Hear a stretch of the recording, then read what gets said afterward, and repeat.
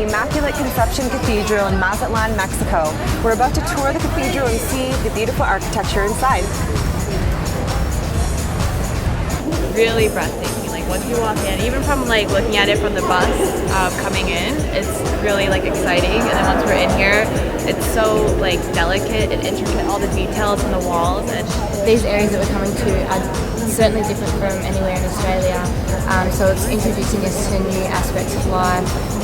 Some of us, like me, for instance, haven't travelled that much and haven't actually experienced much of the world. So seeing somewhere like this is very different from what I've seen in Australia and in America so far. So yeah, it's definitely opening our eyes to new things that we may not have been aware. In Australia we have very good conditions, so obviously with the streets here we're seeing a whole different side of things, and I think as Miss Global it's important to look at those things and think about the future and how we can help communities like this, or you know, they've got a high crime rate, what can we do about that? So I think it's always in the back of your mind about how you can improve these places or how you can help out these people, because you know, some of the people here really be struggling. I love it. It's so beautiful. I don't want to go back home. Yeah, it's so hard. I think I'll just try to get lost. It's so beautiful. I think I'm in love. Love with Mexico. it was super fun and exciting. It's kind of amazing to think that, you know, I was home last week this time and now we're like in the middle of Mexico.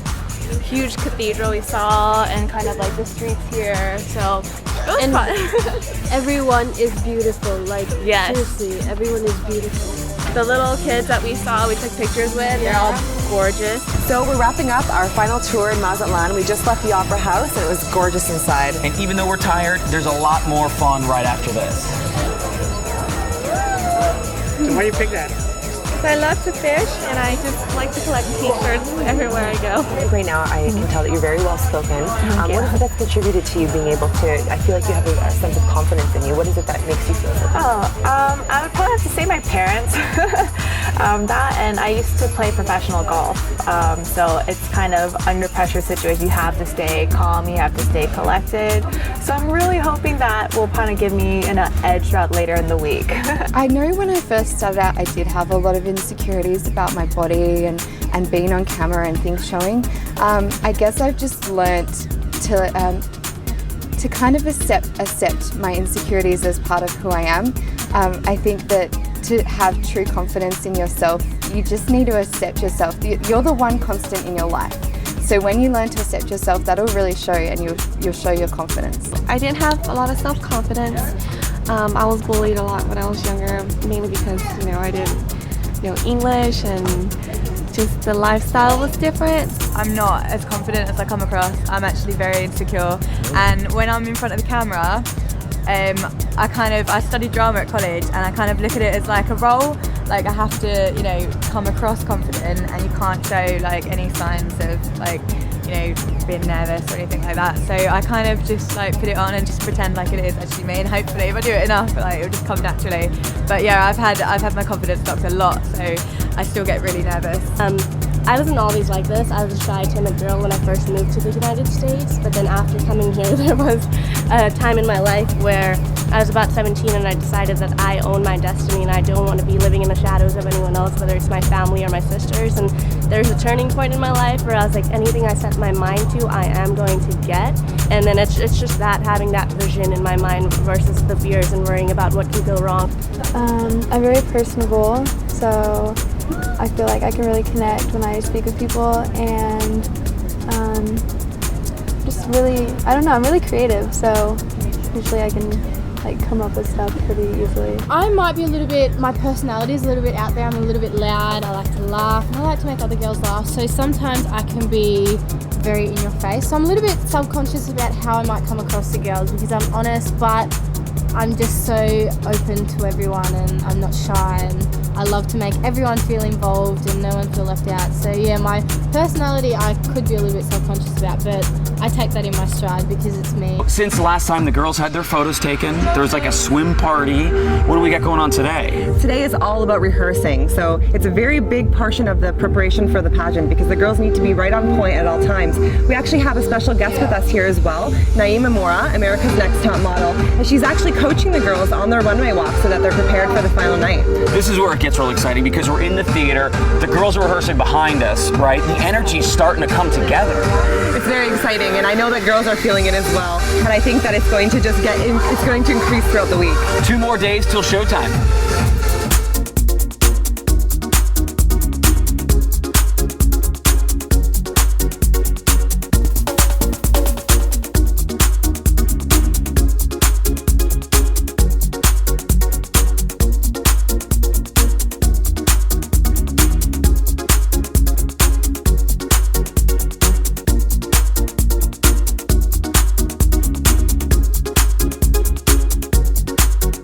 So the third one, you need to be in center at 0. Oh my god.